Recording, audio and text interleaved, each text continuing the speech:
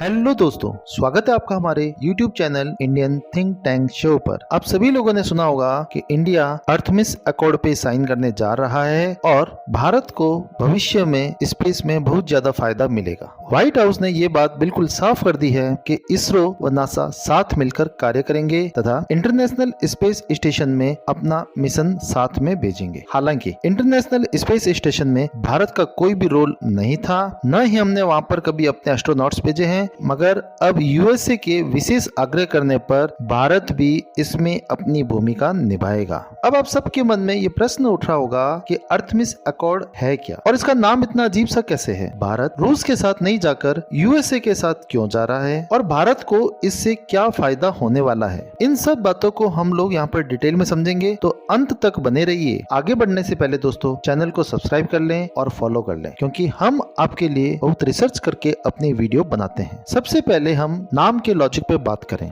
जैसे भारत अपने मिसाइल्स के और कुछ साइंटिफिक प्रोजेक्ट्स का नाम अग्नि, काली, ब्रह्मोस, आकाश, पृथ्वी, सूर्य इस प्रकार के नाम रखता है जो कहीं न कहीं भारतीय देवी देवताओं के नाम है। वैसे ही यूएसए ने यह नाम ग्रीक माइथोलॉजी के बेस पर रखे हैं। ग्रीक माइथोलॉजी में गॉड सिर्फ माउंट ओलंपस तक ही सीमित नहीं है, बल्कि कुछ देवी व देवताओं का जन्म प्रकृति की गोद में भी हुआ है, जिनमें सबसे पहले आते हैं अर्थमिस एंड अपोलो, और ये दोनों ब्रदर एंड सिस्टर हैं। अर्थमिस का वहाँ पर अर्थ ये होता है कि गॉडेस ऑफ हंट और गॉडेस ऑफ मून। अर्थमिस ज्यूस एवं लेटो की बेटी थी। तो नासा जब भी अपने किसी बड़े प्रोजेक्ट का नाम रखता है तो वह ग्रीक माइथोलॉजी के किसी देवी व देवताओं के नाम पर रखने की कोशिश करता है। अगर आपको याद हो तो आज से 50 साल पहले रशिया व यूएसए में स्पेस के अंदर भी कोल्ड वॉर चल रहा था। दोनों अपने अपने प्रोजेक्ट लॉन्च कर रहे थे और उस समय यूएसए ने रशिया को काउंटर करने के लिए अपोलो नाम से प्रोजेक्ट स्टार्ट किया था। और अपोलो प्रोजेक्ट का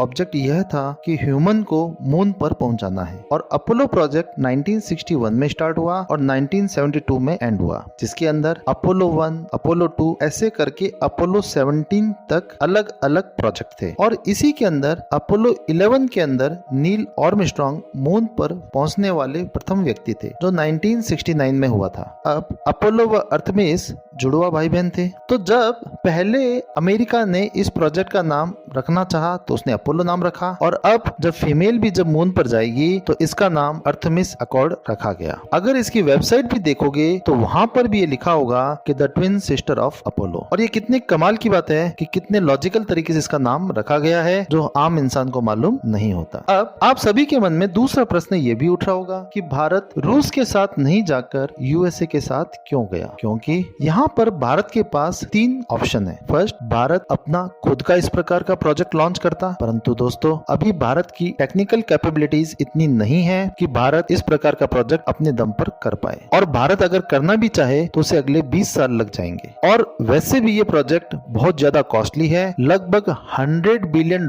की इसकी कॉस्ट है। यहाँ पर भारत के पास 2 ऑप्शन और बचे, जिसमें फर्स्ट है यूएसए और उसके मित्र देश का ग्रुप, और दूसरा चाइना व रशिया का ग्रुप। अब भारत को दोनों में से किसी न किसी एक ग्रुप को ज्वाइन करना था, परंतु दोस्तों सोच कर देखिए कि भारत का मुख्य दुश्मन कौन है। भारत का मुख्य दुश्मन दोस्तों चीन है, और इस प्रोजेक्ट को दूसरी तरफ चाइना ही लीड कर रहा था और रशिया उसमें छोटे भाई की तरह है। हम रशिया पर तो भरोसा कर सकते हैं, परंतु चाइना पर लॉन्ग टर्म में बिल्कुल भी भरोसा नहीं कर सकते। इसलिए हमने यूएसए साइड को ज्वाइन किया तथा ये नॉन बाइंडिंग है। तो अगर भविष्य में हमें कभी भी लगेगा कि हमें साइड चेंज करनी है तो भारत अपनी साइड चेंज कर सकता है और इसे किसी भी अंतर्राष्ट्रीय कानून का उल्लंघन नहीं होगा। अब सबके मन में ये प्रश्न ये भी उठ रहा होगा कि भारत को इससे क्या फायदा है। तो दोस्तों इस प्रोजेक्ट का मेन ऑब्जेक्ट है कि 2025 तक वापस ह्यूमन को मून पर भेजा जाए तथा इसे कई देशों के सहयोग के साथ किया जाएगा, क्योंकि यूएसए को यह डर है कि अगर उसने इन देशों को साथ में नहीं लिया तो यह देश कहीं न कहीं चाइना वाले ग्रुप में चले जाएंगे। यहाँ तक कि फ्रांस तो एक बार चाइना के ग्रुप में जाने की तैयारी कर भी चुका था, तो यूएसए ने इन्हें कैसे ही करके मनाकर अपने ग्रुप में शामिल कर लिया। अब जो ह्यूमन काइंड जिनको भेजा जाएगा उसमें सभी लोगों का रिप्रेजेंटेशन होगा, जैसे